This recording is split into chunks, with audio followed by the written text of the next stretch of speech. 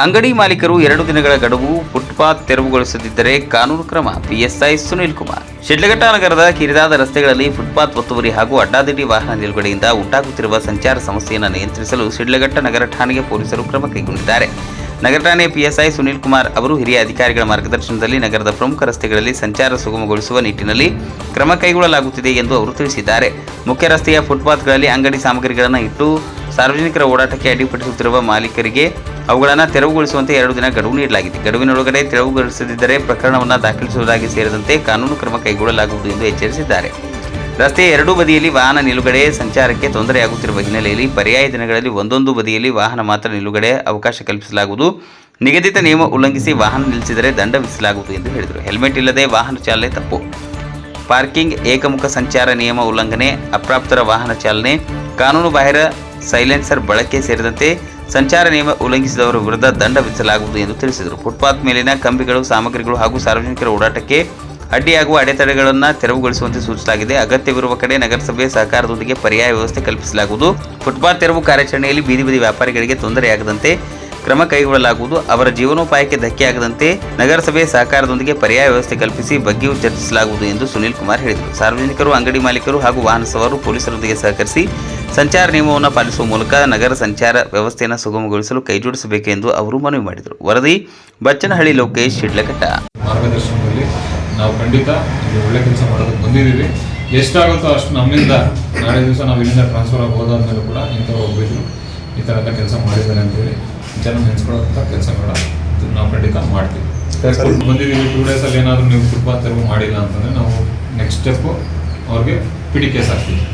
Fine amount fix ಮಾಡಿಬಿಟ್ಟು PD case ಹಾಕ್ಕೊಳ್ತಾ ಹೋಗ್ತೀವಿ. ಅದಾದಮೇಲೂ ಅವರು ಎಚ್ಚೆತ್ಕೊಳ್ಳಿಲ್ಲ ಅಂತಂದರೆ ನಮ್ಮ ಕಾನೂನಲ್ಲಿ ಏನು ಅವಕಾಶ ಇದೆ ಅವ್ರ ಮೇಲೆ ಕೇಸ್ ಮಾಡೋದಾದರೆ ಕೇಸ್ ಮಾಡಿ ಅವ್ರಿಗೆ ಫರ್ದರ್ ಏನಿದೆ ಅದನ್ನು ನಾವು ಕ್ರಮ ತಗೊಳ್ತೀವಿ. ಬಟ್ ಅವ್ರು ಹೇಳ್ತಾರೆ, ಅವ್ರಿಗೆ ನಾವು ಅದನ್ನು ಅವ್ರಿಗೆ ತಿಳಿಸಿ ಹೇಳಿ ಈ ಥರ ಇದೆ ಸರ್ ಸಮಸ್ಯೆ, ಈ ಥರ ಓಡಾಡೋದಕ್ಕೆ ಈ ಥರ ಸಮಸ್ಯೆ ಆಗುತ್ತೆ ಅಂತೇಳಿ ಅವ್ರಿಗೂ ಕೂಡ ಕನ್ವಿನ್ಸ್ ಮಾಡೋವಂಥ ಒಂದು ಪ್ರಯತ್ನ ಮಾಡ್ತೀವಿ. ಯಾರೋದೇನು ಗಲಾಟೆ ಅದೇನು ನಾನು ಇವಾಗ ಒಂದು ರೌಂಡ್ ಬಂದಿದ್ದೀನಿ, ಆ ಥರ ಜನ ಯಾರೂ ಇಲ್ಲ.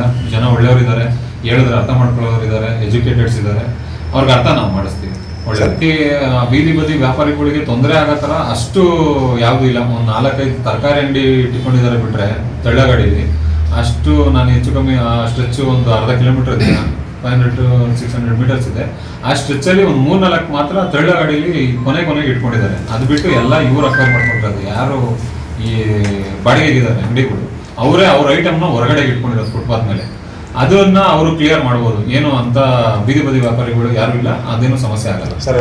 ನಾನು ಇದು ಫಸ್ಟ್ ಡೇ ಹೇಳಿದ್ದೀನಿ, ನಮ್ಮ ಜೊತೆಗೆ ನಗರಸಭೆಯವರು ಕೈ ಜೋಡಿಸ್ಬೇಕು, ಅವ್ರಿಗೆ ಆಲ್ಟರ್ನೇಟಿವ್ ಮಾಡಿಕೊಡ್ಬೇಕು. ಅವ್ರ ಹೊಟ್ಟೆ ಮೇಲೆ ಹೊಡೆಯೋಂಥ ಕೆಲಸ ಆಗಬಾರ್ದು. ಅವ್ರು ಪಾಪ 100-200 ರೂಪಾಯಿ ದಿನ ಪೂರ್ತಿ ಕೂಲಿ ಮಾಡೋಂಥವ್ರು, ಅವ್ರಿಗೂ ತೊಂದರೆ ಆಗಬಾರ್ದು. ನಮ್ಮ ಒಂದು ಕಾನೂನನ್ನು ಅವರು ಜಾರಿಗೊಳಿಸೋದಕ್ಕೂ ಅದಕ್ಕೂ ತೊಂದರೆ ಆಗಬಾರ್ದು. ಎಲ್ಲ ಒಳ್ಳೆ ರೀತಿಯಲ್ಲಿ ಆಗೋ ಥರ ನಾವು ಏನು ಪ್ರಯತ್ನ ಮಾಡಬೇಕು ಅದನ್ನು ಮಾಡ್ತೀವಿ.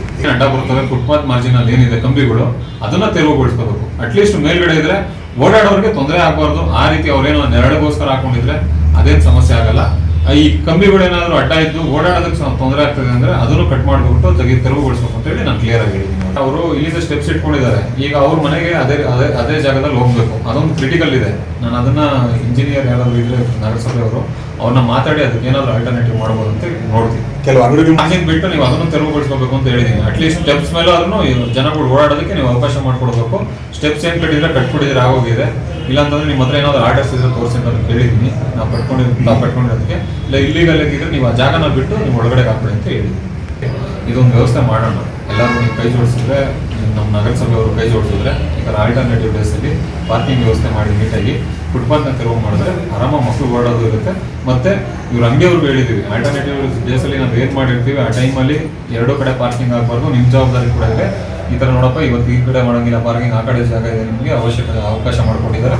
ನೀವು ಆ ಕಡೆ ಗಾಡಿ ನಿಲ್ಲಿಸ್ಬಿಟ್ಟು ಬನ್ನಿ, ಸಂಚಾರಕ್ಕೆ ತೊಂದರೆ ಆಗ್ದಂಗೆ ನಿಮ್ಮ ಕೆಲಸ ನೀವು ಮುಗಿಸ್ಕೊಂಡು ಹೋಗಿ ಅಂತೇಳಿ ಯಾರ ಅಂಗಡಿಗೆ ಎಲ್ಲಿ ನಿಲ್ಲಿಸ್ತಾರೆ ಅವ್ರಿಗೂ ಅವೇರ್ನೆಸ್ಸು ಅವ್ರಿಗೂ ನಾವು ತಿಳಿಸಿದ್ದೀವಿ. ಅವರು ಕೂಡ ಯಾರು ಬರ್ತಾರೆ ಅವ್ರು ಹೇಳ್ಬೇಕು ಅಂತ ನಾವು ಗ್ರಾಹಕರಿಗೆ ತಿಳಿಸಿ ಹೇಳಿ ಅವರು ಇದನ್ನ ಫಾಲೋ ಮಾಡಬೇಕು ಅಂತ ಹೇಳಿದ್ದೀವಿ.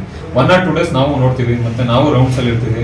ಆಲ್ಟರ್ನೇಟಿವ್ ಡೇಸಲ್ಲಿ ಏನು ಯಾವ ದಿವಸ ಎಲ್ಲಿ ಕೊಟ್ಟಿದ್ದೀವಿ ಪಾರ್ಕಿಂಗ್ ಅದನ್ನು ಬಿಟ್ಟು ಆಪೋಸಿಟ್ ಮಾಡಿದ್ದಾರೆ ಅಂತಂದರೆ ಅವ್ರಿಗೂ ದಂಡ ಆಗ್ತೀವಿ. ಸುನೀಲ್ ಕುಮಾರ್ ಅಂತೇಳಿ ಓವಡಿ ಚಿಕ್ಕಬಳ್ಳಾಪುರ ನಮ್ಮ ಬಾಗೇಪಲ್ಲಿ ಸ್ಟೇಷನಿಂದ ಇಲ್ಲಿಗೆ ಶಿಡ್ಲಘಟ್ಟ ಟೌನ್ ಸ್ಟೇಷನ್ಗೆ ನಮ್ಮ SP ಸಾಹೇಬರು ಆದೇಶದ ಮೇಲೆ ಬಂದಿದ್ದೀನಿ. ಈಗ ನಮ್ಮ ಸೀನಿಯರ್ ಆಫೀಸರ್ಸ್ ಗೈಡ್ಲೈನ್ಸ್ ಪ್ರಕಾರ ಮತ್ತು ಕೆಲವೊಂದು ವಿಚಾರ ನಮ್ಗೆ ತಿಳಿಸಿದ್ದಾರೆ. ನಮ್ಮ ಎಸ್ ಪಿ ಸಾಹೇಬರು ಮತ್ತು ನಮ್ಮ ಅಡಿಷನಲ್ ಎಸ್ ಪಿ ಸಾಹೇಬರು, ನಮ್ಮ ಡಿ ಎಸ್ ಪಿ ಸಾಹೇಬರು ಮತ್ತು ನಮ್ಮ ಚಾರ್ಲಿ ಸಾಹೇಬರು, ಆನಂದ್ ಸರು. ಏನಂದರೆ ಇಲ್ಲಿ ಟ್ರಾಫಿಕ್ ಸಮಸ್ಯೆ ಸ್ವಲ್ಪ ಜಾಸ್ತಿ ಇದೆ. ರೋಡ್ಗಳು ಕಿರಿದಾಗಿದ್ದಾವೆ. ಇದು ಟೌನ್ ಲಿಮಿಟ್ಸ್ ಆಗಿರೋದ್ರಿಂದ ಟ್ರಾಫಿಕ್ ಸಮಸ್ಯೆ ಸ್ವಲ್ಪ ಜಾಸ್ತಿ ಇರೋದ್ರಿಂದ ಸ್ವಲ್ಪ ಟ್ರಾಫಿಕ್ ಕಂಟ್ರೋಲ್ ಮಾಡಬೇಕು ಅಂತೇಳಿ ತಿಳಿಸಿದ್ದಾರೆ. ಅದೇ ಪ್ರಕಾರ ಇವತ್ತು ಕೂಡ ನಾನು ಎಲ್ಲ ಒಂದು ಕಿರಿದಾದ ಒಂದು ರಸ್ತೆ, ನಮಗೆ ಏನು ಈ ಶಿಡ್ಲಘಟ್ಟ ಮೇನ್ ರೋಡಿಂದ ನಮ್ಮ ಸ್ಟೇಷನ್ ಕಡೆ ಬರೋಂಥ ಒಂದು ರೋಡ್ ಇದೆಯಲ್ಲ, ಆ ರೋಡಲ್ಲಿ ಇವತ್ತು ಕೂಡ ಹೋಗಿ ಎಲ್ಲರಿಗೂ ತಿಳಿಸಿ ಫುಟ್ಪಾತ್ ಮೇಲೆ ಫಸ್ಟು ಏನು ಇಲ್ಲಿ ಜನಗಳಿಗೆ ನಾವು ಮೇಲ್ಗಡೆ ಫುಟ್ಪಾತ್ ಮೇಲೆ ಓಡಾಡೋದಕ್ಕೆ ಅವಕಾಶ ಮಾಡಿಕೊಟ್ರೆ ತಾನೇ ಫುಟ್ಪಾತ್ ಮೇಲೆ ಓಡಾಡ್ತಾರೆ, ಆಕ್ಸಿಡೆಂಟ್ಸು ಅವಾಯ್ಡ್ ಆಗುತ್ತೆ ನಮಗೆ. ಸೊ ಈಗ ಮತ್ತೆ ಪಾರ್ಕಿಂಗು ಎರಡೂ ಬದಿಯಲ್ಲಿ ಪಾರ್ಕಿಂಗ್ ಮಾಡ್ಕೊಂಡಿದ್ದಾರೆ.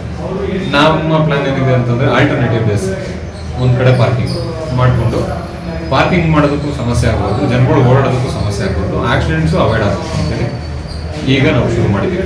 ಇವತ್ತೆಲ್ಲ ಅದನ್ನು ಎಲ್ಲ ರೋಡಲ್ಲಿರುವಂಥ ಅಂಗಡಿ ಮಾಲೀಕರು ಯಾರಿದ್ದಾರೆ ಅವ್ರಿಗೆಲ್ಲ ವಿಚಾರ ತಿಳಿಸ್ಕೊಟ್ಟು ಬಂದಿದ್ದೀನಿ. ಇನ್ನೊಂದು 2 ಡೇಸಲ್ಲಿ ನಾವು ಕ್ಲಿಯರ್ ಮಾಡ್ಕೊಡ್ತೀವಿ ಅಂತ ಹೇಳಿದ್ದಾರೆ. ನಾನು ಅವ್ರನ್ನ 2 ಡೇಸಲ್ಲಿ ಮಾಡಬೇಡಿ ಅಂತ ಹೇಳಿದ್ದೀನಿ.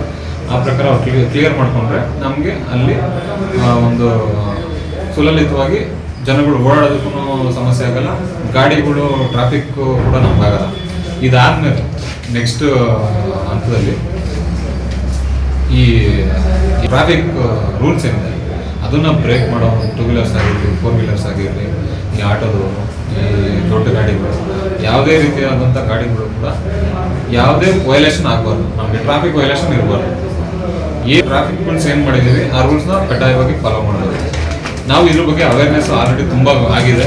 ನಮ್ಮ ಹೊಸದಾಗಿ ನಮ್ಮ ಕುಶಲ್ ಚೌಕ್ ಹೊಸದಾಗಿ ಸಾಹೇಬರು ಬಂದಾಗ ಒಂದಷ್ಟು ಟೈಮ್ ಕೊಟ್ಟು ಅವೇರ್ನೆಸ್ ಪ್ರೋಗ್ರಾಮ್ಸ್ ಮಾಡಿಸಿ ಈ ಥರ ಒಂದು ಡೇಟ್ ಕೊಟ್ಟು ಆ ಡೇಟಿಂದ ನಾವು ಇದಾದಮೇಲೆ ನೀವು ವೈಲೇಷನ್ಸ್ನ ಬ್ರೇಕ್ ಮಾಡಿದ್ರೆ ನಾವು ದಂಡ ವಿಧಿಸ್ತೀವಿ ಅಂತೇಳಿ ಕ್ಲಿಯರಾಗಿ ತಿಳಿಸಿದ್ದಾರೆ.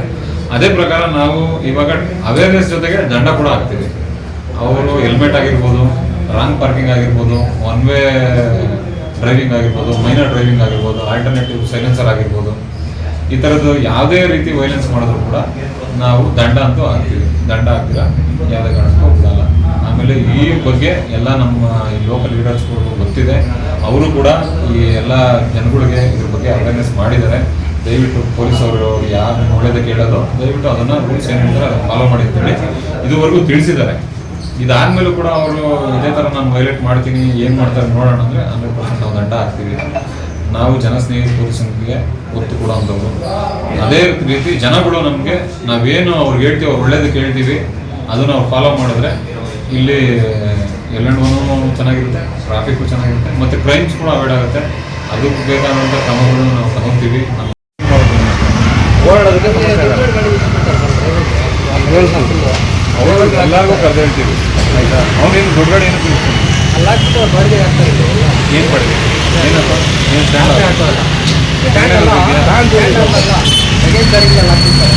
ಆಯ್ತು ಹೇಳ್ತೀನಿ.